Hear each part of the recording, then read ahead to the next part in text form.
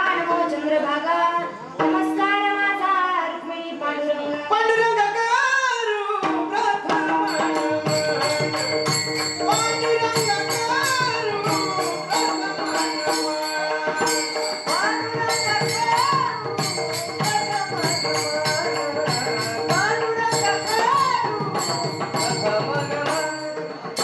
पांडुरंग करू प्रथम नमन दुसरे चरण संतांच्या त्यांच्या कृपादाने कथेचा विस्तार बाबाजी सद्गुरु दास तुका जयांचे केली स्मरण होय सकळ विद्यांचे अधिकरण तेची बंधू श्री चरण श्री गुरूंचे नमस्कार ओम नमो ज्ञानेश्वराय नमो ज्ञानेश्वराय ओम नमो धर्माचे पालन करणे पाखंड खंडन हेची आम्हा करणे काम बीज वाढवावे नाम प्रस्तुत प्राप्त प्रसंगी कीर्तन रूपी सभेकरता निवडलेला अभंग महान भगवत भक्त वारकरी संप्रदायाचं भूषण वारकरी संप्रदायाच्या वर्षस्थानी शोभून दिसणारे जगद्गुरु तुकाराम महाराज यांचा निवडलेला 4 चरणाचा संतांच्या महापुरुषांचा अवताराचं प्रयोजन सांगणारा अभंग विठाला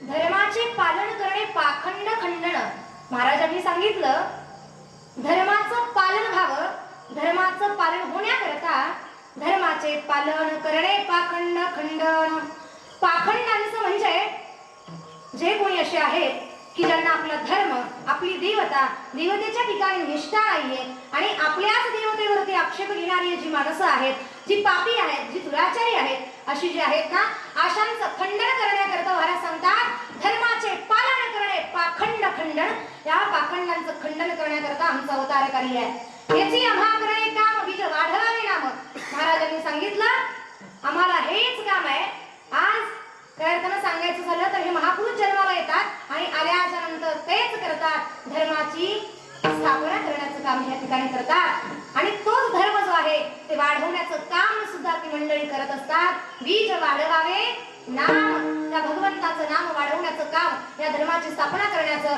हे धर्माचं कार्य करण्याचं काम या ठिकाणी महाराजांनी सांगितलं त्याकरता आमचा अवतार आहे आणि इतकंच नाही म्हणाले काय एखादं जर ऐकत नसेल किती जरी सांगितलं तरी कळत नसेल तर मग तीक्ष्ण उत्तरे आता महाराज काय धनुष्यबाण घेऊन चालत नव्हते की कोणी जर आडवा आला कोणी नाही म्हटला तर त्याला त्या ठिकाणी काय धनुष्यबाण घेऊन त्या ठिकाणी वार करत नव्हते तलवारीचा वार करत नव्हते तर मग तो त्या ठिकाणी बाण आणि त्या ठिकाणी असणारा जो मारा आहे तीक्ष्ण उत्तर जे आहे आम्हाघरी धन शब्दाचीच रत्ने आणि शब्दाचीच शस्त्रयज्ञ करू या ठिकाणी महाराजांनी सांगितलं याने महाराज म्हणतात आम्ही या ठिकाणी अशा प्रकारे हा धर्म जो आहे तो पालन करण्याचं काम करू आणि म्हणून महाराज शेवट सांगतात काय सांगतात महाराज शेवट महाराज सांगतात नाही भीड भार म्हटले एखादा गरीब असो किंवा उच्च पदाला असलेला मोठा जरी असला तरी सुद्धा आमच्या जवळ भीड आणि भार नाही तुका म्हणे साणा थोर मोठा असू द्या लहान असू द्या या ठिकाणी भीड आणि भार नाही असा अभंगाचा सरळ अर्थ विठाला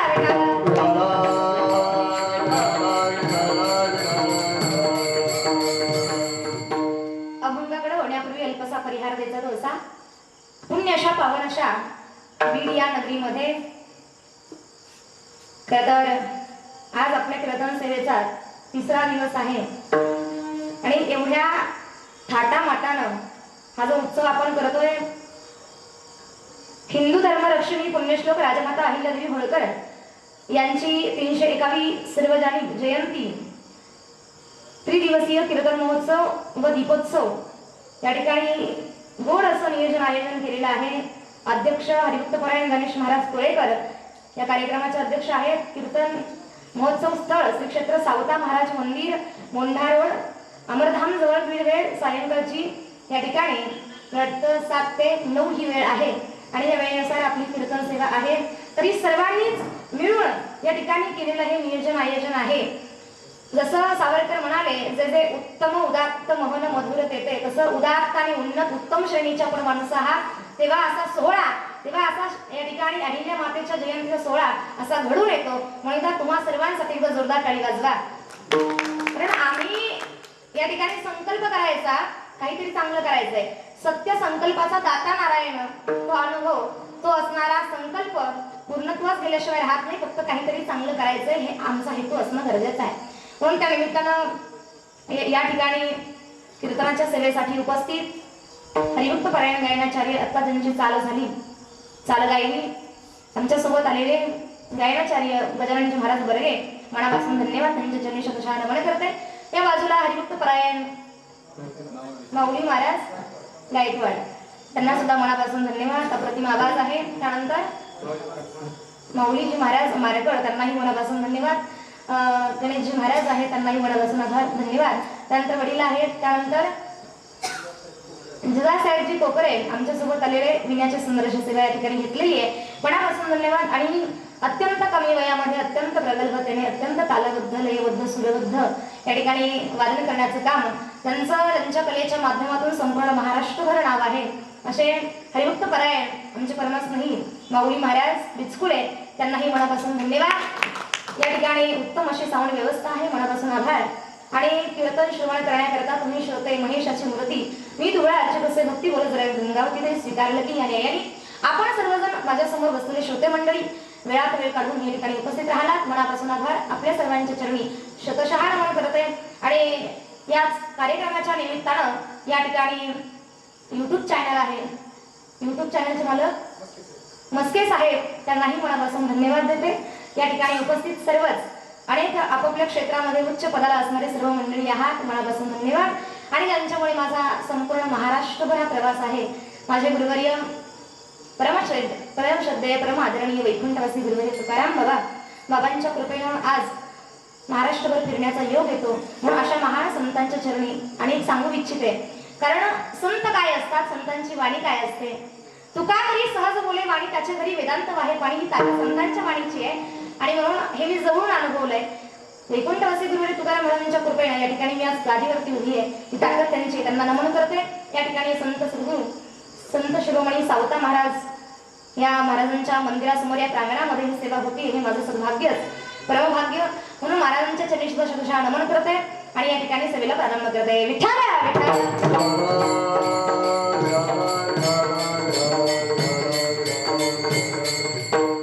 आणि एखादं महत्वाचं नाव जर राहिलं असेल तर मला नक्की सुचवा. पहा, धर्माचे पालन करणे पाखंड खंडन. या ठिकाणी हा जो युग चालू आहे तो म्हणजे कलियुग चालू आहे. आणि या युगामध्ये धर्म म्हणजे फक्त 25% राहिले. 25%वरती आपण या ठिकाणी टिकून आहोत. काही काही म्हणतात देव आहे की नाही याच्यावरही काही लोकांचा विश्वास नसतो. काय देव आहे की नाही याच्यावरही विश्वास नसतो. पण एक सांगू, ज्या दिवशी तुमच्यातला देव निघून जाईल ना, त्या दिवशी तुमच्या दारात आणि घरात गर्दी जमा झाल्याशिवाय राहणार नाही. लक्षात घ्या. आपण जिवंत आहोत. कशामुळे आहोत? हृदयाचे ठोके चालू असतात. एकदा का हृदय बंद पडलं मग ते हृदयाचे ठोके, त्याला कुठून तरी करंट पास होत असेल ना. ज्या ठिकाणाहून करंट पास होतो ते तत्व म्हणजे काय? ते तत्व म्हणजे ईश्वर आहे. ते तत्व म्हणजे आपण त्याला जीव म्हणतो, ईश्वर म्हणतो, परब्रह्म म्हणतो. ते तत्व आहे. आणि त्याचमुळे आपण, कारण त्याच्या सत्तेशिवाय झाडाचं पान सुद्धा हलत नाही हे आम्हाला माहिती आहे. सूर्याशी चालणे तुझी बाळे, सूर्याशी चालणे तुझी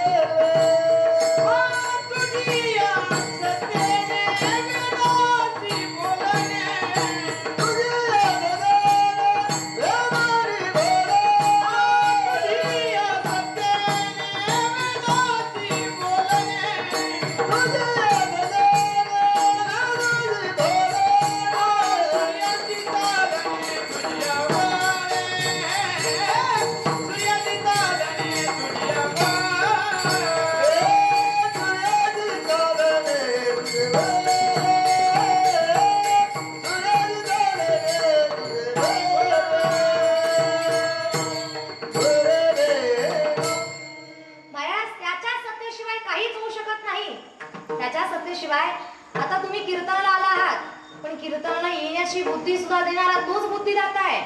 त्याच्याशिवाय येणं शक्य नाहीये. कारण एक महाराज असं म्हणतात, कीर्तन के लिए जाने की हमारी औकात क्या है, कीर्तन के लिए जाने की हमारी औकात क्या है, कीर्तन के लिए तो वो जाते हैं जिन्हें पंढरीनाथ भगवान बुलाते. देवाचं बोलावणं यावं लागतं, तेव्हा या ठिकाणी महाराज येता येतं, असं येता येत नाही. एखाद्यानं ठरवलं असेल मला आज कीर्तनाला जायचंय, पण अचानक काहीतरी काम निघतं आणि कीर्तनाला येणं कॅन्सल होतं का? कारण भगवंतानं त्याची नोंद केलेली नाही. ज्याची नोंद केलेली आहे त्याला या ठिकाणी येता येतं, येऊन बसता येतं, श्रवण करता येतं. पण श्रवण करताना सुद्धा या ठिकाणी आम्ही असं यावं, हे कीर्तन आहे, या कीर्तनामध्ये आम्ही हसण्याकरता नाही, तर कीर्तन आम्ही त्या ठिकाणी भगवंताचं गुणवर्णन ऐकण्याकरता या ठिकाणी या इच्छेनं यावं. कारण काही माणसं कीर्तनाला येतात पण विनोदाच्या अपेक्षेने येतात. जर आम्ही विनोदाच्या अपेक्षेने कीर्तनाला आलो तर आमच्या जीवनाचा विनोद व्हायला वेळ लागत नाही. आणि आमच्या जीवनाचा विनोद होऊ नये असं जर आम्हाला वाटत असेल ना, तर मला वाटतं कीर्तनामध्ये विनोदाच्या अपेक्षेने येऊ नये. विठ्ठल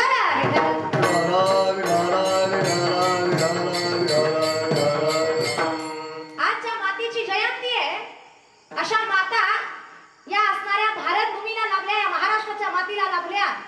ही माती एवढी पावन आहे, ही माती एवढी पावन आहे की या मातीमध्ये जेवढे संत भारतात झाले नाही ना, तेवढे संत या महाराष्ट्राच्या मातीमध्ये झाले. एवढी जेती हरीचे दास जन्म घेती, जेती हरीचे दास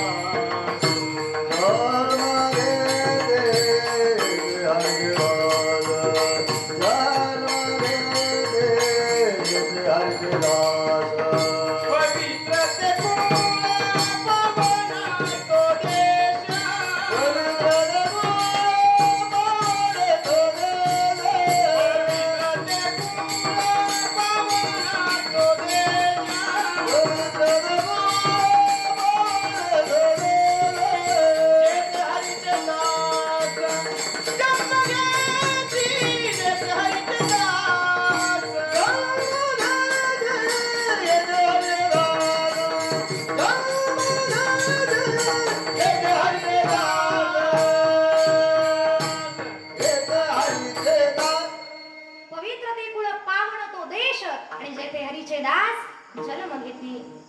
अशा या पावन देशामध्ये, पवित्र भूमीमध्ये, या महाराष्ट्राच्या भूमीमध्ये अनेक थोर साधू संत जन्माला आले आणि त्याचबरोबर संतांच्या बरोबर संत महापुरुष त्या ठिकाणी जन्माला आले. असे महापुरुष या मातीला लाभले, या भूमीला लाभले की या मातीचं नाव आज गौरवाने या देशभर घेतलं जातं. अशी पावन महाराष्ट्राची भूमी आहे. या भूमीमध्ये अशा एक वीरांगना जन्माला आल्या, अशा एक वीरांगना जन्माला आल्या की ज्या वीरांगनेनं पसरलेला मनांचा अंधार मिटवण्याचं काम केलं. महाराज त्या असणाऱ्या कन्येचा जन्म 31 मे 1725 ला माणकोजी शिंदे आणि सुशीलाबाई यांच्या पोटी धनगर कुटुंबामध्ये त्या ठिकाणी चौंडी या गावी जन्म झाला. मला सांगण्याचं तात्पर्य इतकाच आहे की एक त्या ठिकाणी मुलगी जन्माला आली, एक कन्या जन्माला आली. कन्या जन्माला आल्याच्या नंतर बापाच्या कपाळावरती आट्या नाही, तर महाराज आनंद असला पाहिजे बरे का. आणि माणकोजी शिंदेच्या चेहऱ्यावरती आनंद होता, मला मुलगी झाली हा आनंद होता. आणि माणकोजी शिंदेनं भगवान भोलेनाथाला सांगावं, देवा तुला मागितलं होतं मला मुलगी दे आणि तू मला मुलगी दिलीस ना. महाराज एवढा आनंद झाला, महादेवाचा अभिषेक घातला. त्या ठिकाणी आपण घालतो का मुलगी झाल्याच्या नंतर? महाराज विचार करण्यासारखी गोष्ट आहे. त्या काळामध्ये, ज्या काळामध्ये स्त्रियांना त्या ठिकाणी सन्मान दिला जात नव्हता, अशा काळामध्ये एका बापानं मुलगी जन्माला आली म्हणून महादेवाचा अभिषेक घातला. अवघ्या गावभर त्या ठिकाणी महाराज साखर वाटण्याचं काम केलं. असा बाप, अशा बापाचे संस्कार त्या लेकीवरती झाले. त्या बापाने संस्कार त्या मुलीला असे दिले की महाराज एक वेळ होती, मल्हारराव होळकर त्या ठिकाणी शनिवार वाड्याच्या दिशेने निघालेले, पण जात असताना अहिल्यानगर नावाच्या ठिकाणी जिल्ह्यामध्ये चोंडी नावाचं एक गाव आहे. त्या गावामध्ये जात असताना त्यांची छावणी पडली, तिथं थांबले.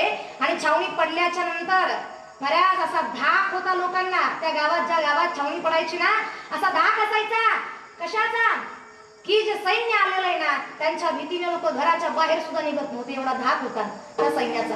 आणि मग महाराज मल्हारराव होळकर बसलेले, असा सायंकाळची वेळ आहे, अंधार पसरतोय. आणि अंधार पसरत असताना एक चिमुकली लहान वयातली मुलगी त्या ठिकाणी त्या सीना नदीच्या तीरावरती यायला निघालेली आहे आणि येत असताना एक भगवान भोलेनाथाचं मंदिर आहे आणि ते मंदिर, त्या मंदिरात तिचा रोजचा नियम त्या अहिल्या नावाच्या कन्येचा की या असणाऱ्या मंदिरामध्ये एक उजाडाचा दिवा लावायचा भगवान भोलेनाथाच्या पिंडीच्या समोर आणि त्या ठिकाणी त्या तीरावरती जाऊन महादेवाची पिंड वाळूमध्ये तयार करायची असा नियम तिचा होता.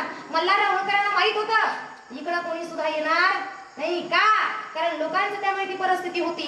पण त्यांनी पाहिलं की एक चिमुकली लहान वयातली मुलगी या दिशेनं छावणीच्या दिशेनं का यायला निघालेली आहे असा प्रश्न मनात येत असताना ती अहिल्या, लहान वयातली अहिल्या त्या ठिकाणी त्या छावणीच्या दिशेनं येते आणि आल्याच्या नंतर त्या ठिकाणी भगवान भोलेनाथांचं जे राऊळ आहे, जे मंदिर आहे, त्या मंदिरामध्ये ती अहिल्या त्या ठिकाणी प्रवेश करती झाली आणि आतमध्ये गेल्याच्या नंतर हा अंधार आहे.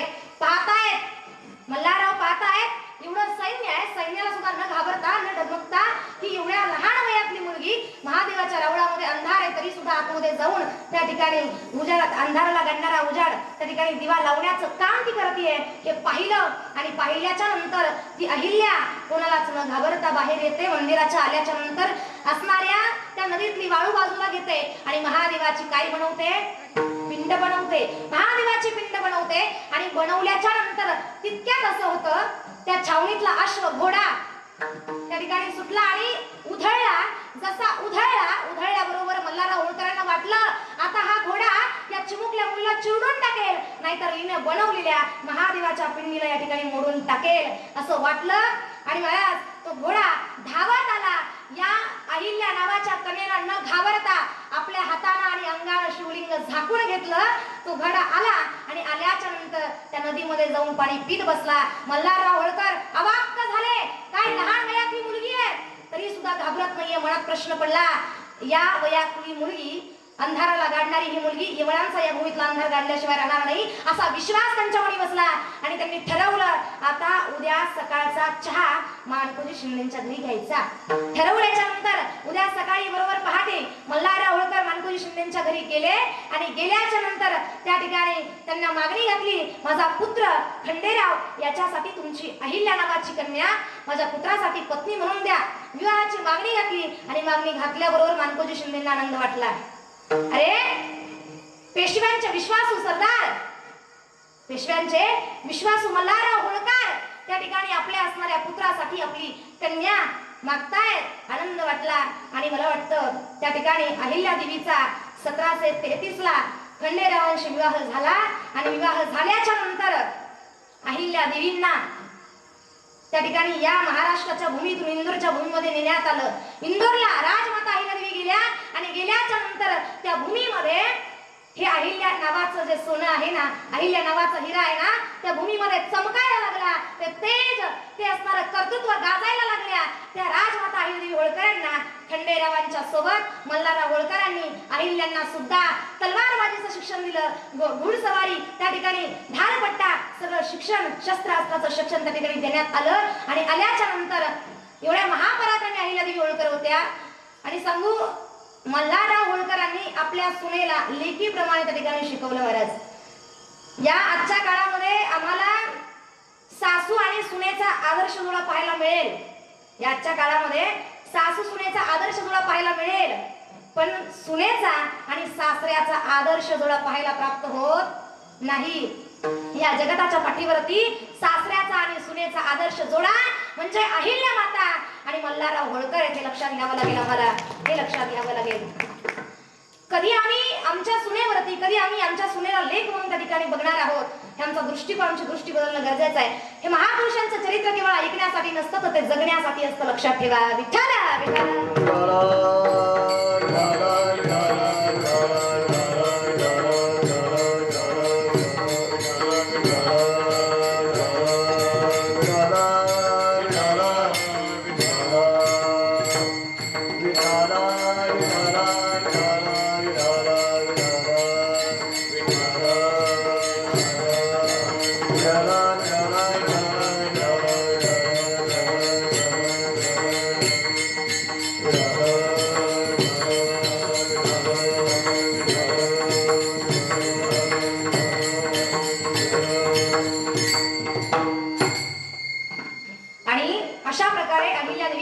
त्या ठिकाणी वाढत असताना, त्यांचं कर्तृत्व गाजत असताना आता काही इतिहासकारांनी त्या ठिकाणी खंडेरावांना बदनाम करण्याचं काम केलं, पण त्यांचा सुद्धा इतिहास एवढा छान आहे, तो इतिहास आम्ही वाचला पाहिजे जीवनामध्ये. वयाच्या 12व्या वर्षी वडिलांसोबत मोहिमेचं नेतृत्व करण्यासाठी खंडेराव गेले होते, हे आम्हाला लक्षात घ्यावं लागेल. त्यांना बदनाम करण्यात आलं, जसं छत्रपती संभाजी महाराजांना बदनाम करण्यात आलं ना, त्याचप्रमाणे खंडेरावांना सुद्धा बदनाम करण्याचं काम केलं. राजमाता अहिल्यादेवी होळकरांचा इतिहास आमच्या समोर आला पाहिजे, आम्ही तो पाहिला पाहिजे. हो, अहिल्यादेवींचं कर्तृत्व एवढं श्रेष्ठ होतं की त्या काळामध्ये, तुम्हाला माहिती असावी म्हणून सांगते, त्या काळामध्ये राजमाता अहिल्यादेवी धनुर्विद्येमध्ये एवढ्या पारंगत होत्या की त्या काळामध्ये त्यांचा हात धरू शकेल असं कोणी सुद्धा त्या काळामध्ये नव्हतं. एवढ्या धनुर्विद्येमध्ये त्या प्राप्त होत्या, त्या ठिकाणी एवढं कौशल्य प्राप्त होतं. आणि असं असताना त्यांचा संसार अतिशय चांगल्या रीतीने, अतिशय चांगल्या पद्धतीने चालला. पण चालत असताना एक काळ असा आला जीवनामध्ये त्यांच्या की काळाची नजर त्यांच्या गळ्यातल्या, त्यांच्या डोरल्यातल्या मण्याला लागली आणि 1754 ला उमेरच्या लढाईमध्ये खंडेराव होळकरांचं त्या ठिकाणी त्यांना मारण्यात आलं, त्यांचं निधन झालं. आणि मग मात्र अहिल्यादेवी होळकरांना, त्या काळची प्रथा अशी होती की पती गेला म्हणजे स्त्रीनं सती जायचं. मग महाराज आता पुण्यश्लोक राजमाता अहिल्यादेवी सती जाण्यासाठी तयारीला लागल्या आणि सती जाणारच आहेत. पण ही बातमी, अहिल्या सती निघालेल्या, ही बातमी सासऱ्यांच्या कानावरती गेली, मल्हारराव होळकरांच्या जशी कानावरती गेली ना, ही बातमी ऐकून मल्हारराव होळकर धावत आले, अहिल्यादेवींच्या समोर येऊन गुडघे टेकले. अगं अहिल्या, कुठे निघालीस? राजमाता अहिल्यादेवींनी सांगावं, कुठे निघालीये म्हणजे काय? काय विचारता तुम्ही?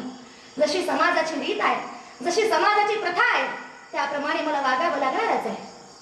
मल्हारराव सांगतात, अगं माझ्या मुलाकडनं जी मी अपेक्षा केली होती, ते शौर्य गाथा, ते शौर्य पराक्रम मी आता तुझ्याकडनं अपेक्षा करतोय. आता तू ते रक्षण करशील. तू जर सती झालीस, तू जर सती गेलीस, तर हा राज्यकारभार मी कोणाकडे पाहून करावा, कोणाच्या मुखाकडे पाहून करावा? सांग ना अहिल्ये, सांग ना. राजमाता अहिल्यादेवींच्या समोर डोळ्यामध्ये अश्रू येतात मल्हारराव होळकरांच्या. कमरेची तलवार काढली आणि सांगितलं, अहिल्ये, ही तलवार हातामध्ये घे. तू सती जाऊ नकोस, तुझी या समाजाला, या जगाला गरज आहे. सांगितलं, तू एक कन्या बनून, तू माझी मुलगी बनून या समाजाची सेवा कर, राज्यकारभार चालव. मी तुझा पिता बनून, वडील बनून तुझ्या पाठीशी खंबीरपणे उभा राहिल्याशिवाय राहणार नाही. हे सासरे सांगतात, लक्षात घ्या. सासऱ्यांनी सांगावं. आणि अहिल्यादेवी सती न जाता या जनकल्याणाचा त्या ठिकाणी संकल्प करता आणि जनकल्याणासाठी तिथून पुढे त्या ठिकाणी महाराज जीवन व्यतीत करतात. आणि सांगू, त्यांच्या जीवनामध्ये किती संकट यावी आपल्या जीवनामध्ये, लक्षात घ्या ना. आपल्या जीवनात जरा काही थोडंसं संकट आलं की आम्ही हुरळून जातो, घाबरून जातो, डगमगायला लागतो.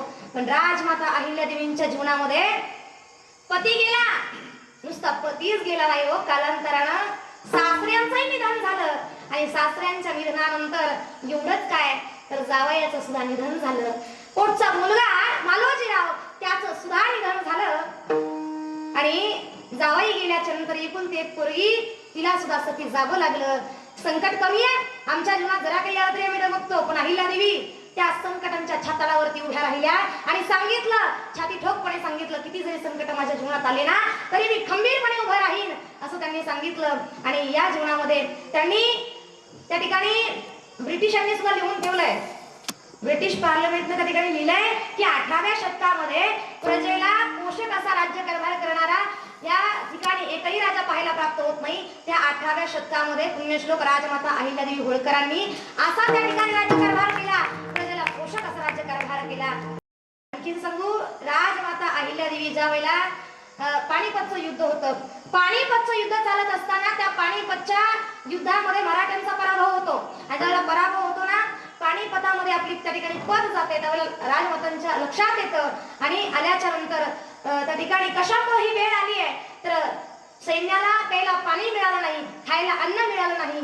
त्यावेळेला हे त्यांच्या लक्षात आलं, आता अन्नछत्र बांधले पाहिजे, पाणपोया उभारल्या पाहिजेत. त्या ठिकाणी पाणपोया बांधण्याचं काम, अन्नछत्र उभारण्याचं काम राजमाता अहिल्यादेवीने केलं. आणि इतकंच काय, तर त्या काळामध्ये महिलांना पाणी आणण्यासाठी विहिरीला जावं लागायचं, विहिरीला जावं लागायचं. आणि पाणी काढत असताना पाय जर घसरला, पाय घसरून त्या विहिरीत पडायच्या आणि त्या मृत्युमुखी पडायच्या. आणि मग अशी अवस्था, ही अवस्था राजमाता अहिल्यादेवींच्या कानावरती येऊ लागली. आणि या असणाऱ्या भूमीवरती सर्वात पहिलं विहिरीला कडं जर त्या कोणी बांधण्याचं काम केलं असेल ना, तर ते म्हणजे पुण्यश्लोक राजमाता अहिल्यादेवींनी केलंय. ते आम्हाला लक्षात यावं लागेल. आणि त्या ज्या महिला होत्या, ज्या विधवा झालेल्या महिला होत्या, जे तरुण मुलं होते, ज्यांना काही कामच मिळत नव्हतं, ज्यांच्या वाट्याला काही काम येत नव्हतं, असे जे वनवन फिरणारे तरुण मुलं होते, अशांना राजमाता अहिल्यादेवींनी बोलावून घेतलं. बोलावून घेतल्याच्या नंतर त्या ठिकाणी ज्या महिला विधवा आहेत त्यांना जमिनीचे तुकडे देण्याचं काम केलं, जमिनी देण्याचं काम केलं. आणि त्या जमिनी करू लागल्या. करत असताना त्यांचे जे मुलं आहेत, शक्य होईल तिथपर्यंत त्या मुलांना सैन्यामध्ये भरती करण्याचं काम त्यांनी केलं.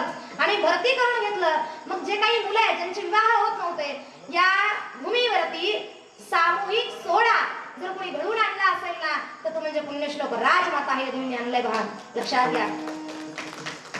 आम्हाला हा इतिहास माहिती असतो, फार गरजेचा आहे. हे राजमाता अहिल्यादेवींनी आम्हाला इथपर्यंत आणून दिलं आणि तो त्या ठिकाणी मातेला सोहळा घडवून आणण्याचं काम केलं. पुढे प्रजेसाठी जे धर्मस्थळ त्या ठिकाणी दिसत आहेत, तीर्थक्षेत्र दिसत आहेत, त्या ठिकाणी घाट, मठ, धर्मशाळा वगैरे बांधण्याचं काम राजमाता अहिल्यादेवींनी केलेलं आहे. एवढं उत्तम कार्य या समाजासाठी केलं. इतकंच नाही, विधवा महिला आहेत, घरी बसून राहतील, त्यांच्या हाताला काहीतरी काम मिळावं याकरता हैदराबादच्या त्या ठिकाणी जे साडी बनवणारे आहेत, साडी विणणारे आहेत, त्या विणकऱ्यांकडे ते गेल्याच्या नंतर भेट घेतली. आणि भेट घेतल्याच्या नंतर त्या महिलांना त्या ठिकाणी ती साडी विणवण्यासाठी, शिकवण्यासाठी त्यांना सांगितलं. आणि सांगितल्याच्या नंतर बरेच त्या ठिकाणी आले, बऱ्याच महिलांना ते विणण्याचं काम शिकवलं. आणि शिकवल्याच्या नंतर आज त्या माहेश्वरच्या भूमीमध्ये माहेश्वरी नावाची साडी जी प्रसिद्ध आहे ना, ती साडी म्हणजे पुण्यश्लोक राजमाता अहिल्यादेवी होळकरांमुळेच आहे. पहा, अहिल्यामुळेच आहे. आणि म्हणून अहिल्यादेवींनी केलेलं कर्तृत्व, अहिल्यादेवींचं जे जीवन आहे अगदी गंगाजलासारखं पवित्र होतं. पहा, धर्माचं रक्षण त्यांनी केलं. कितीतरी त्या ठिकाणी जणांनी राजमाता अहिल्यादेवींकडे पाहिलं, काय स्त्रीच आहे, काय करेल, स्त्रीच आहे म्हणून असं अनेकांनी त्या ठिकाणी चालून जाण्याचं काम केलं. पण तरी सुद्धा त्यांना डगमगल्या नाही. हत्ती त्या ठिकाणी हत्तीच्या वरती अंबानीमध्ये बसून बाणांचा सपासप मारा करणाऱ्या राजमाता अहिल्यादेवी आणि शत्रूंची दानादान उडवणाऱ्या त्या राजमाता अहिल्यादेवी होळकर आहेत. केवळ हातामध्ये शिवलिंग नाहीये, आम्हाला फक्त हातामध्ये शिवलिंग दाखवण्यात आलं आणि एक शांत शीतल असलेली राजमाता आम्हाला दाखवण्यात आली. पण तीच राजमाता ती घोड्यावर सुद्धा स्वार आहे, हे आम्हाला लक्षात घेणं फार गरजेचं आहे. नुसती घोड्यावर स्वार नाही, बऱ्याच घोड्यावरती स्वार असताना सुद्धा त्या ठिकाणी हातामध्ये तलवार सुद्धा, एका हातात तलवार, एका हातात लगाम आहे. ही राजमाता अहिल्यादेवी होळकर आहे. अभंगाचा प्रथम चरण.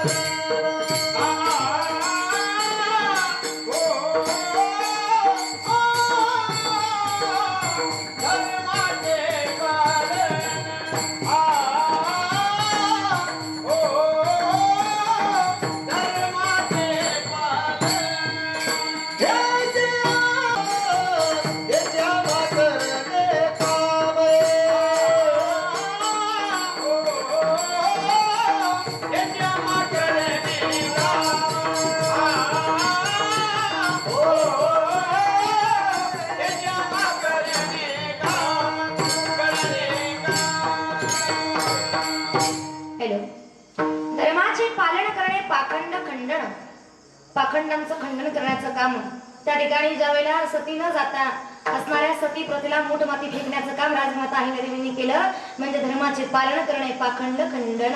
म्हणून पहा, होळकरांचा इतिहास एवढा श्रेष्ठ आहे की या भूमीमध्ये होळकरांचा जो इतिहास आहे, सुरुवातीला चंद्रगुप्त मौर्य जे पहिले या ठिकाणी भारताचे सम्राट चक्रवर्ती आहेत असं सांगितलं. एक मेंढपाळाचं पोरग, एक धनगराचं पोरग त्या ठिकाणी भारताचा सम्राट होतो. आणि हीच असणारी हा जो वारसा आहे, हा जो वसा आहे ना, तो धनगरांना आणि होळकरांना प्राप्त झाला, लाभला. आणि मग त्या ठिकाणी ती होळकरशाही जी आहे ती आहे. आणि ज्या वेळेला छत्रपती शिवाजी महाराजांच्या म्हणून सांगेन मी तुम्हाला, छत्रपती शिवाजी महाराजांची जी समाधी आहे कुठे आहे हे कोणाला सुद्धा सांगता येत नव्हतं. ज्यावेळेला छत्रपती शिवाजी महाराजांचं निधन झालं, निधन झाल्याच्या नंतर लोकांना विचारलं, एक व्यक्ती आला, जेम्स डगलस नावाचा व्यक्ती आला, विचारवंत आला. या भूमीमध्ये आल्याच्या नंतर लोकांना विचारू लागला, महाराष्ट्राच्या अस्मिता छत्रपती शिवाजी महाराज त्यांची समाधी कुठे आहे? विचारल्यानंतर एकालाही सांगता येणार, एकालाही सांगता येणार. त्यांनी पेपरमध्ये बातमी लिहिली, दुर्दैव या महाराष्ट्राचं की छत्रपती शिवाजी महाराजांची समाधी कुठे आहे कोणालाही सांगता येईना. ते पेपर वाचून महात्मा फुलेंच्या डोळ्यात पाणी आलं. पाणी आल्याच्या नंतर महात्मा फुले काठी कुऱ्हाडी घेऊन रायगडावरती गेले आणि गेल्याच्या नंतर तिथं शोध लावला महाराजांची समाधी कुठे आहे. आणि महाराजांच्या समाधीचा शोध लावल्याच्या नंतर या जगताच्या पाठीवरती पहिली शिवजयंती जर काय कोणी साजरी केली असेल तर ती म्हणजे महात्मा फुले नावाच्या व्यक्तीने साजरी केली. आणि त्यांनी साजरी केल्याच्या नंतर कालोभाग पुन्हा माणसं विसरली, छत्रपती शिवाजी महाराजांची समाधी कुठे पुन्हा विसरली. आणि विसरल्याच्या नंतर मग राजर्षी छत्रपती शाहू महाराज आले. आणि शाहू महाराज आल्याच्या नंतर छत्रपती शाहू महाराजांनी त्या ठिकाणी त्या समाधीचा शोध लावला. आणि तो शोध जो आहे त्या ठिकाणी त्यांनी ठरवलं, आता असं लोक विसरून जातील, या ठिकाणी महाराजांचं स्मारक बांधावं लागेल. स्मारक बांधण्यासाठी काय केलं पाहिजे? मदत मागितली पाहिजे. कुणाकडनं मागायची मदत? छत्रपती शिवाजी महाराजांचं स्मारक बांधण्यासाठी मदत त्यांनी कोणाकडूनही न मागता तुकोजी राजे होळकर यांच्याकडनं मदत मागितली. आणि त्यांनी सुद्धा त्या ठिकाणी कसलाही विचार न करता, क्षणाचा विलंब न लावता त्या ठिकाणी देणगी पैसे पाठवले. आणि त्या पैशानं आज रायगडावरती त्या ठिकाणी अभिमानानं छत्रपती शिवाजी महाराजांचं स्मारक उभा दिसतंय ना, ते केवळ आणि केवळ असणारे तुकोजीराजे होळकर आणि राजर्षी छत्रपती शाहू महाराज त्यांच्यामुळे आहे.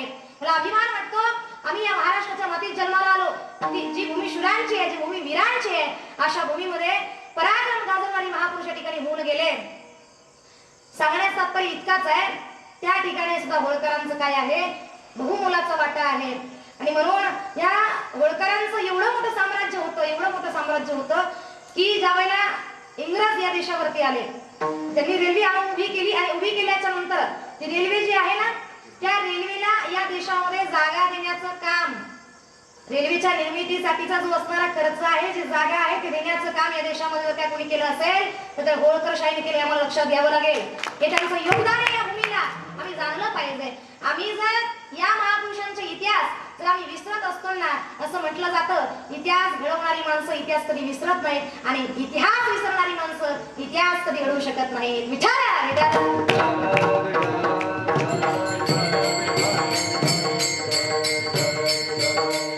मला वाटतं आपण जे बसलात ना माझ्या समोर, आपण सर्वजण इतिहास घडवणारी आहात, विसरणारी नाही. म्हणूनच असा कार्यक्रमाचं नियोजन आयोजन आपण सर्वांनी केलंय. मला अभिमान आहे. मला याच्याही पेक्षा दुप्पट अभिमान याचा आहे की मी अशा स्त्री जातीमध्ये जन्माला आले की ज्या जातीमध्ये अशी महाराणी आहे, अशी देवी आहे की ज्या देवीला केवळ माणसाचा भाव नाही कळत, तर प्राण्याचा सुद्धा भाव जाणते, अशी देवी आहे. एक प्रसंग आहे, तुम्हाला सांगून जाईल आणि माझ्या वाणीला या ठिकाणी पूर्ण विराम देईल. तो प्रसंग तुम्ही ऐकून असाल, पण प्रत्येक वक्त्याच्या मुखारविंदातून बाहेर पडणारे शब्द हे वेगवेगळे असतात. पहा, तो प्रसंग आहे, इंदोरमध्ये आडा बाजार भरायचा. त्या आड्या बाजारामध्ये घंटा लटकवलेली असायची.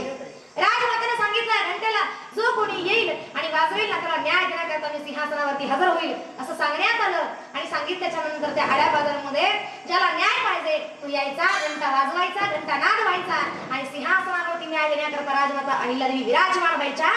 असंच कित्येक दिवस चाललं आणि एक दिवस एक गाय रस्त्यामध्ये त्या ठिकाणी व्यायली. आणि व्यायल्याच्या नंतर तिला बछडा झालं आणि चुकून, बरं का, चुकून अहिल्यादेवींचे पुत्र त्यांच्याकडनं त्यांचा रथ त्या बछड्याच्या अंगावर गेला. बछड गेलं. ती गाय रडत होती, तो प्रसंग पाहत होती, डोळ्यामध्ये पाणी होतं, अश्रू होते. पण ती वेळ असताना गाईच्या लक्षात आलं, या भूमीतली एक अशी महाराणी आहे जिच्याकडे गेल्याच्या नंतर मला न्याय भेटल्याशिवाय राहणार नाही. ठरवलं जायचं तिच्याकडं, न्याय पाहिजे मला. ती गाय गेली, घंट्याच्या जवळ गेली, शिंगाच्या सहाय्याने घंटा वाजवू लागली. घंट्याचा आवाज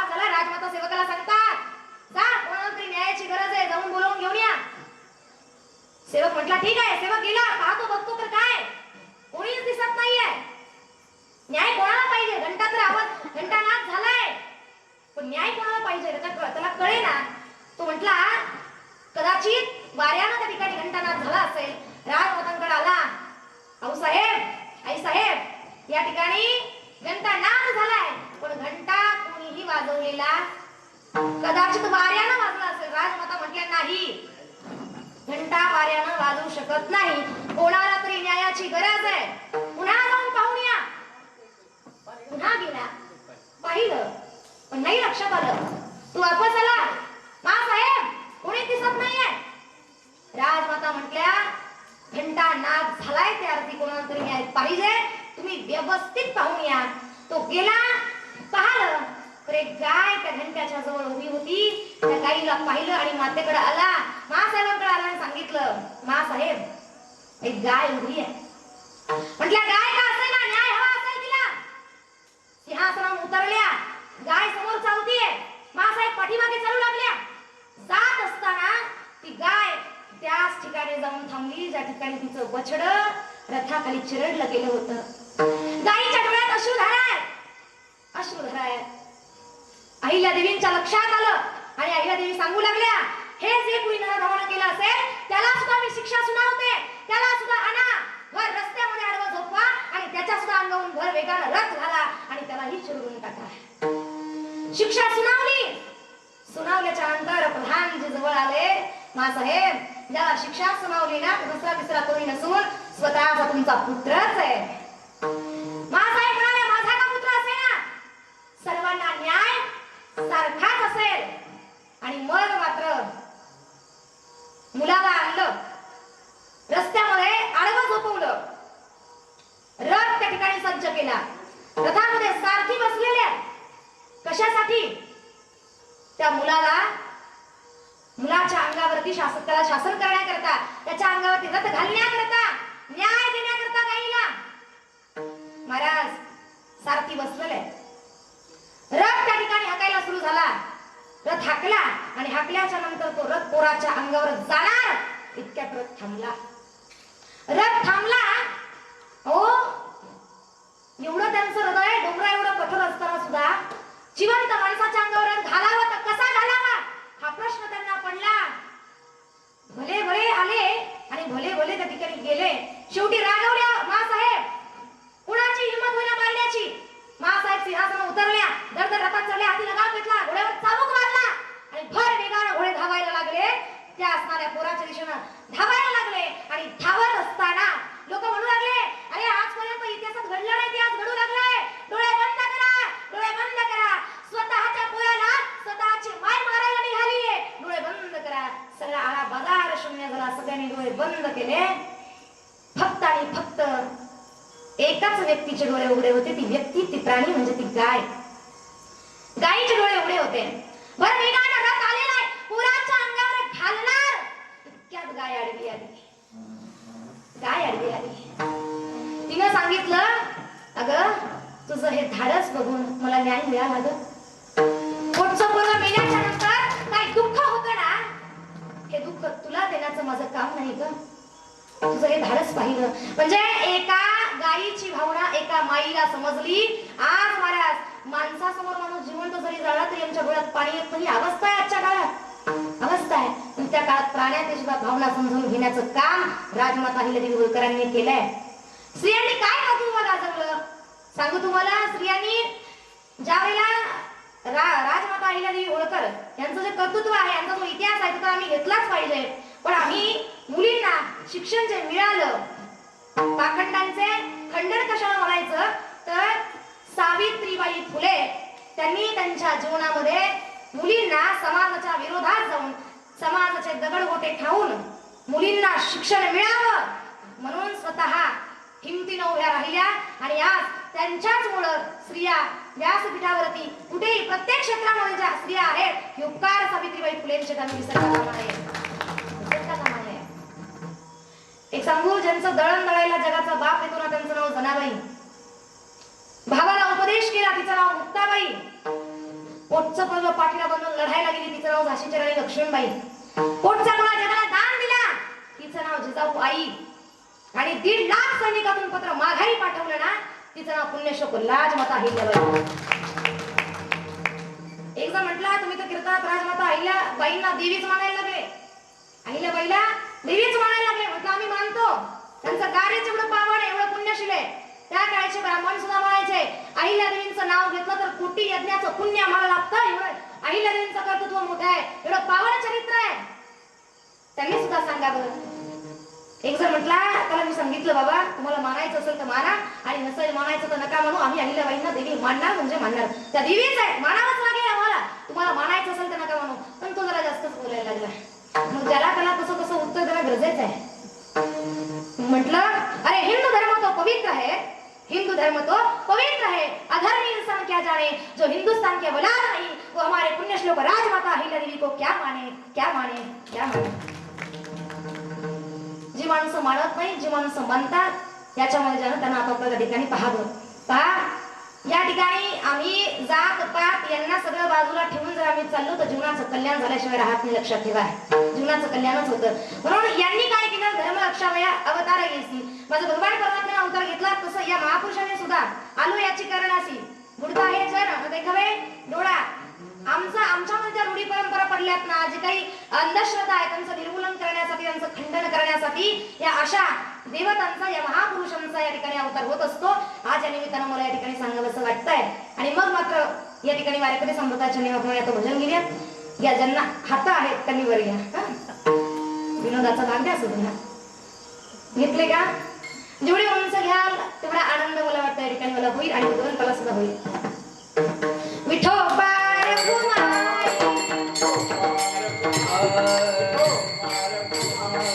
राजमाता अहिल्यादेवीनी पुत्र असो अथवा प्रजा असो त्याच्यामध्ये पाहिलं नाही माझा पुत्र आहे का प्रजा आहे. अभंगाचं शेवटचं चरण. नाही भीड भाड, नाही भीड भाड.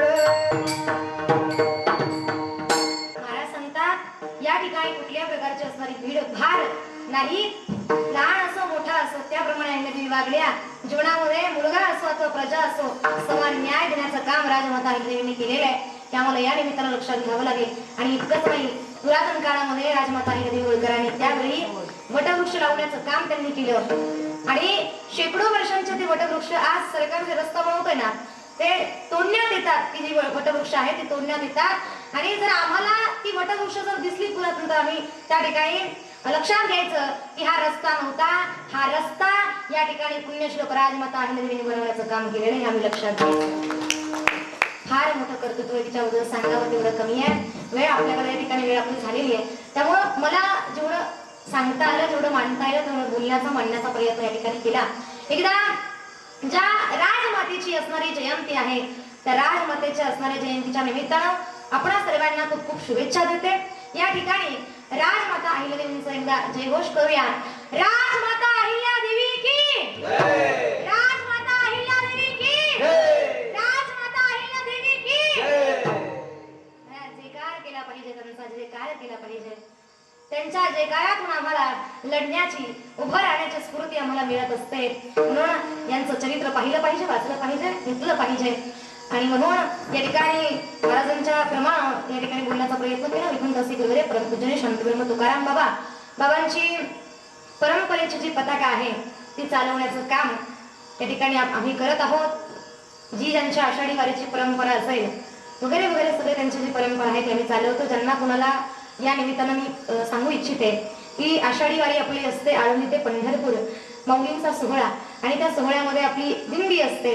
तर त्या दिंडीसाठी ज्यांना कुणाला अन्नदान वगैरे त्या ठिकाणी पंगत वगैरे घ्यायचे असेल तर त्यांनी आमच्याशी संपर्क साधावा ही विनंती करते. या निमित्तानं सर्व टाळकरी वृंद अप्रतिम साथ सर्वांनी केली. मनापासून आभार, मनापासून धन्यवाद. आपणही 2 तास या ठिकाणी श्रवण केल्याबद्दल आभार व्यक्त करते. आणि संत सावता महाराज यांच्या या पुण्य अशा पावन अशा प्रांगणामध्ये खरं तर त्यांच्याबद्दल मला वाटतं 2 मिनिट घ्यावेच होईल. घेऊ का? महाराज कांदा मुळा भाजी होती मिठाई माझी. त्यांनी सांगितलं तुम्हाला पंढरीचा पांडुरंगाकडे नाही गेला तरी चालतं, फक्त मळ्यामध्ये राहा, तुमचं एक कर्म आहे ते प्रामाणिकपणाने करा, त्याच्यामुळेच आपला देव दडलेला आहे. एवढा मोठा असणारा उपदेश संत सावता महाराजांनी केला. आणि एवढंच नाही, त्यांचा अधिकार आणि त्यांच्या पुत्रीचा आज मी कन्या तुमच्या समोर उभं राहून कीर्तन करते म्हणून त्यांच्या कन्याचं महत्व तुम्हाला सांगून जाईल चलता चलता. त्यांची कन्या पंढरपूरला आषाढी वारी आहे आणि वारीला वारकरी निघालेले आहेत. वारकरी जात असताना तिला सुद्धा वाटलं, तिनं विचारलं, बाबा आपल्या मळ्याचं मालक कोण आहे हो? तेव्हा बाबांनी सांगावं, महाराजांनी सांगावं, अगं आपल्या या मळ्याचे मालक म्हणजे पंढरीचा पांडुरंग आहे. वारकरी कुठे चाललेत? ते आपल्या मालकाला भेटायला चाललेत. असं होय? तिनं विचारल्याच्या नंतर मळ्यामध्ये जाते, छान छान फुलं फळं सगळं तोडते आणि त्या ठिकाणी आणून त्या वारकऱ्यांना म्हणते, वारकरी बुवा कुठे चाललात? ते म्हटले पांडुरंगाला भेटायला. आणि मग असं विचारल्याच्या नंतर तिने सांगितलं, एवढी भाजी फळं फुलं आहेत तेवढी घ्या आणि माझ्या विठुरायाला द्या. तर महाराज काही दिंडीमध्ये आता असे सुद्धा असतात, हौशे भूषण असते, त्या प्रकाराचा एक होता. आणि मग त्यांनी ते काही भाव जाणला नाही लेकराच्या अंतःकरणातलं, ते फळं घेतले ना असे फेकून दिले. महाराज फेकून दिल्याच्या नंतर अंतःकरणाच्या ठिकाणी पांडुरंगाला दया आली. पांडुरंगाला दया आली, जगाच्या बापाला दया आली आणि तो कारुण्य सुंदर असणारा भगवान परमात्मा दया निधान भगवान स्वतः दिंडीचा प्रमुख म्हणून त्या ठिकाणी बरेच वारकरी त्या ठिकाणी तयार केले आणि दिंडीचा प्रमुख म्हणून भगवंत आले. येत असताना त्या मुलीनं पुन्हा कुठली तरी दिंडी येते म्हणून आता हे तरी घेऊन जातील म्हणून तिनं फुलं फळं पुन्हा तोडली, पुन्हा जमा केली आणि आता तरी द्यावी, आता तरी ही पोच होतील. भगवंताला त्या ठिकाणी त्या वारकऱ्याला विनवणी केली, वारकरी महाराज कुठे चाललात? पंढरपूरला. पंढरपूरला चाललात? काय ग मुली, काही काम तुझं? आता भगवंतच ते पण अवतार त्या ठिकाणी वेश घेतलेला. आणि मग ती म्हटली, बाबा कुठे चालला? म्हटले पंढरपूरला. काही काम आहे तुझं? म्हटली, हो बाबा, एवढी फळं जी आहेत ना, आमच्या शेताचा मालक तो पंढरीचा राया आहे, त्यांच्याकडे जाणं किंवा त्याला आमच्याकडे येणं होत नाही म्हणून एवढे फळं तुम्ही घेऊन जा. ते म्हटले ठीक आहे, बरं नुसते फळच का, तुला काही निरोप नाही का? आता एवढं बोलल्याच्या नंतर तिला एवढा आनंद झाला. ती म्हटली, बाबा तुम्ही तर अगदी एवढे गोड की आमच्या पांडुरंगासारखेच. मी म्हटलं मेकअप काही चुकलंय की काय? कारण महाराज एवढ्या अधिकाराची ती कन्या अशा संतांच्या पोटी जन्माला येते म्हणून तर म्हणतात हरिदासाची एकुळी माझं उपजवा जन्मांतरी. माझा सुद्धा जन्म वारकऱ्याच्याच घराण्यामध्ये झालेला आहे म्हणून मला अभिमान आहे. त्या ठिकाणी महाराजांच्या चरणी शतशः नमन करत आहे, आपणा सर्वांच्या चरणी शतशः नमन करत आहे. आणि बोलता चुकून काही शब्द गेले असतील तर मायबाप या नात्यानं क्षमा करा. जे काही गेलं असेल माझं मला परत द्या, जे काही चांगलं वाटलं असेल घेऊन जा. त्या ठिकाणी वाणीला पूर्ण विराम देते. ज्ञानेश्वर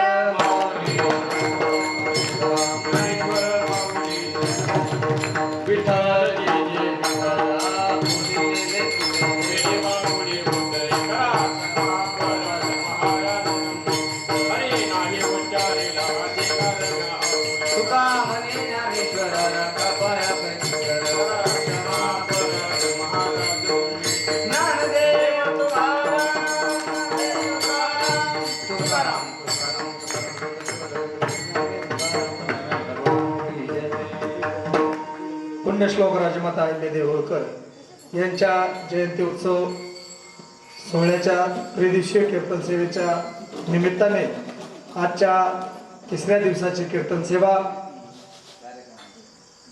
श्रीराम संस्थान चिंतरवणीचे मठाधिपती आणि ज्यांनी आम्हाला बोटाला धरून परमार्थ शिकवला ते आपल्या सर्वांचं श्रद्धास्थान परमादरणीय हरिभक्तीपरायण तुकाराम महाराज रुपनर यांचं या ठिकाणी गौरवपूर्ण पद्धतीनं या वारकरी संप्रदायामध्ये नाव घेतलं जातं. गुंजाळसर त्या काळामध्ये म्हणजे 2099च्या 95च्या काळामध्ये तिथं गाड्याची सोय नव्हती. बाबांनी या बहुजन समाजाच्या वाड्या वस्त्यावरती जाऊन बैलगाडीत जाऊन कीर्तन आणि सप्ते उभा केले आणि त्यांची परंपरा त्या ठिकाणी चालू केली. जवळपास तुकाराम बाबांचे आता 100 पेक्षा जास्त सप्ते 95ला उभा केलेले अजून चालू आहेत. आमच्या आयुष्यामध्ये जसे आम्ही जन्माला आलो आणि घडलो आम्हाला सातत्याने त्यांचं मार्गदर्शन लाभलं आणि तेच परमादरणीय तुकाराम बाबा यांची त्यांच्या मुलाची मुलगी हरिभक्तीपरायण प्रियांकाताई महाराज रुपनर बसावा यांनी अगदी निर्धारित वेळ देऊन या ठिकाणी ही कीर्तन सेवा या ठिकाणी प्रदान केली. जयंती उत्सव समितीच्या वतीनं आपल्या सर्व मायबाप सज्जनांच्या वतीनं महाराजांचं मनपूर्वक आभार. काही मान्यवरांचं उशिरा आगमन झालं, त्यांचा औपचारिकरित्या नामोल्लेख करणं पारमार्थिक क्षेत्रातील सामाजिक क्षेत्रातील मार्गदर्शक आदरणीय वाघमोडे साहेब यांचं देखील आगमन आहे. या ठिकाणी उशिरा का होईना ज्यांचं आगमन झालं महिला आघाडीच्या जिल्हा अध्यक्ष आमच्या मार्गदर्शिका प्राध्यापक रेखाताई निर्मळ यांचं देखील या ठिकाणी मनपूर्वक स्वागत. आमदार गोपीचंद पडळकर साहेब यांच्या सोशल मीडियाचे जिल्ह्याचे प्रमुख आमचे मित्र अमर वाघमोडे, पत्रकार अंकुश गवळी साहेब धनगर समाज युवा मल्हार सेनेचे संस्थापक आमचे मार्गदर्शक आदरणीय प्राध्यापक मनोज श्रीराम सर आणि आपण सर्व मंडळी यांचं या ठिकाणी पुन्हा एकदा ज्यांचं आगमन या ठिकाणी होऊन गेलं ते युवा मल्हार सेनेचे संस्थापक आमचे राजकीय मार्गदर्शक आदरणीय विष्णुदादा देवकर यांचं देखील आगमन झालेलं होतं. आपल्या सर्वांचं या ठिकाणी जयंती उत्सव समितीचे मनपूर्वक आभार आणि विशेष या ठिकाणी आदर सत्कार करण्यासाठी आपल्याला या ठिकाणी विनंती करतो की पद्मपाणी प्रतिष्ठान या संस्थेनं ज्यांना या ठिकाणी नुकतंच गौरवलं ते आमचे ग्रामीण संघटनेचे जिल्ह्याचे अध्यक्ष आणि खूप तळमळीचं व्यक्तिमत्व ज्यांनी ग्रामीण भागामधून अत्यंत प्रतिकूल परिस्थितीमध्ये ही चळवळ पुढे नेण्याचं काम केलं. वेळोवेळी कोणत्याही या ठिकाणी सामाजिक कार्यामध्ये राजकीय कार्यामध्ये जे सहकार्य असतात आणि जसं आमच्या मार्गदर्शक आदरणीय प्राध्यापक सुशीलाताई मोराळे यांच्या मंत्रिमंडळाचे बावनकुळे म्हणलं तरी त्यांना वावगं ठरणार नाही असे आमचे मित्र आदरणीय बबनरावजी आंधळे साहेब यांचं या ठिकाणी पद्मपाणी प्रतिष्ठानच्या वतीने या ठिकाणी पुरस्कार मिळाल्याबद्दल जयंती उत्सव समितीच्या वतीनं ते सहकुटुंब या ठिकाणी उपस्थित आहेत. त्यांचा आपण एक आदर सत्कार या ठिकाणी त्यांचे स्नेहीजन कुटुंबीय हितचिंतक आणि सर्व आपण आपल्या सर्वांच्या वतीनं आंधळे साहेबांचा एक सत्कार करूया.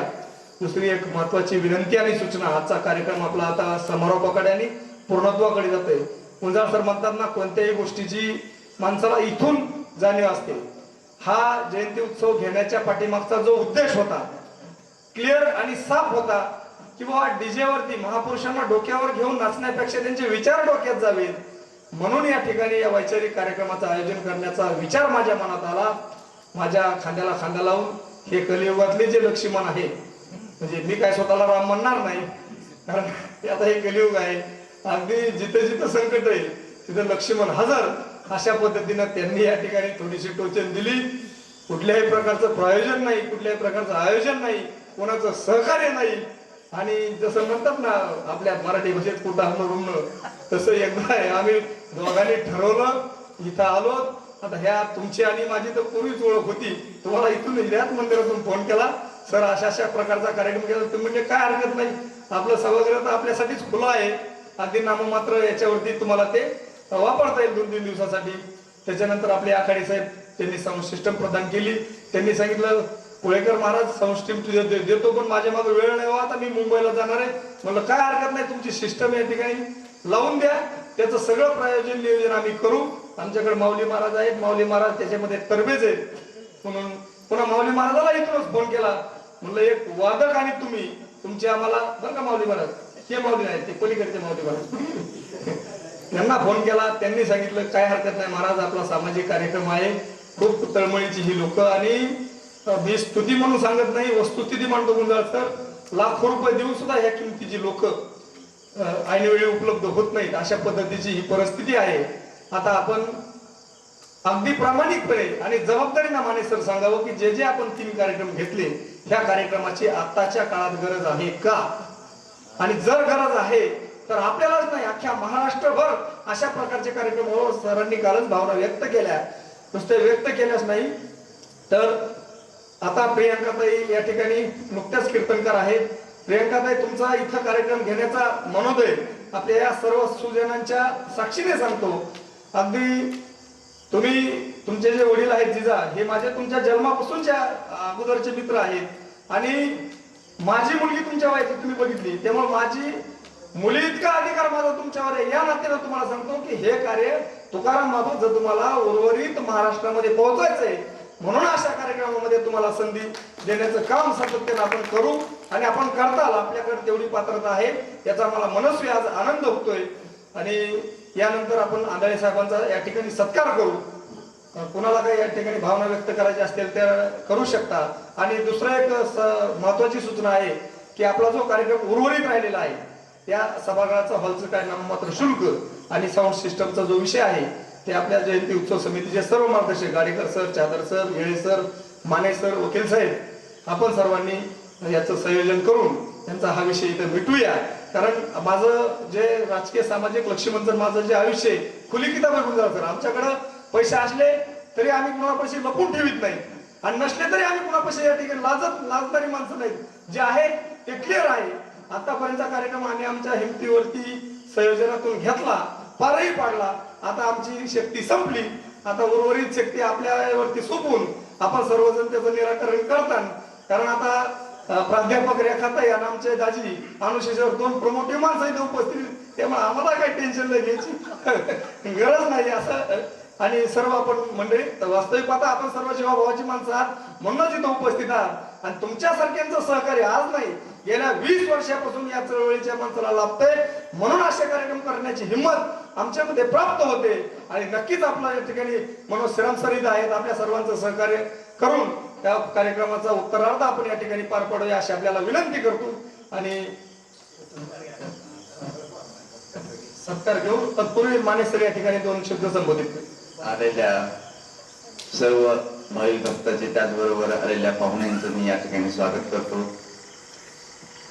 थोडं सरी मला बोलले की हा जो कार्यक्रम आहे आपण पुढच्या वर्षी असा जर कार्यक्रम आयोजित करायचा असेल तर अहिल्या मातेच्या पुतळ्याजवळच तो करूया. आणि त्या ठिकाणी सर्व प्रकारचं सहकार्य आपल्याबरोबर तेही सहभागी होतील. हा, तर त्यांचं असंही मत आलं हे जे 3 उत्कृष्ट वक्ते होते किंवा रामायणाचार्य यांना रिपीट करावं आणि अधिक 2 म्हणजे 5 दिवसाचा कार्यक्रम करता आला तर आपण निश्चित करूया. हा, या तिघांना मात्र रिपीट करावं अशी त्यांची इच्छा आहे. 28, 29, 30, 28 ला 27 पहिला कार्यक्रम आमचा त्या आल्यावर होतं चित्र पहिल्या दिवशी आमचा कार्यक्रम. त्याचबरोबर उद्या 31ची जयंती साजरी करताना आपण सहकुटुंब सकाळी 8च्या म्हणजे 8 वाजून 5 किंवा 8च्या बरोबर 8 वाजता पुतळ्याजवळ आपण हजर राहावं अशी मी सर्वांना विनंती करतो. म्हणजे आपल्याला अभिवादन त्या ठिकाणी करता येईल आणि लेडीजचा म्हणजे आपल्याला सत्कार त्याचबरोबर त्यांचा सन्मान करायचा आहे तेही त्या ठिकाणी होईल. सर्वांच्या वतीने आपण जयंती साजरी करूयात. कारण पुढचा वेळ चोंडीला जाण्यासाठी आपण मदतीत करणार आहोत. याचबरोबर आता या ठिकाणी आंधळे सर आलेले त्यांचा सत्कार होईल, ज्यांना पद्म पाणी पुरस्कार मिळालेला आहे.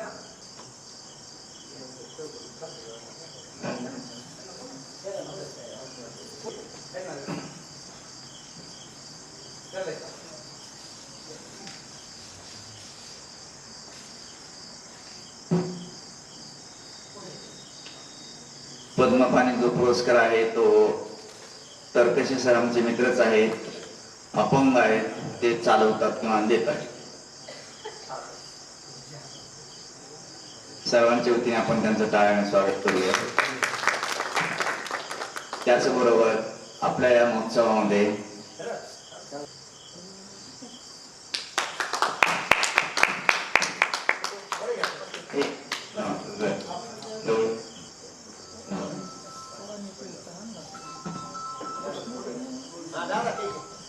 हा 2 मिनिटांनी फक्त हा बोला. ते अजिबात नागपूर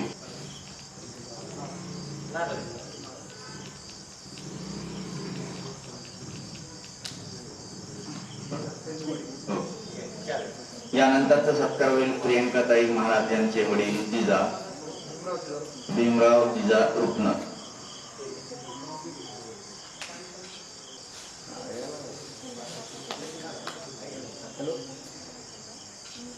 आपण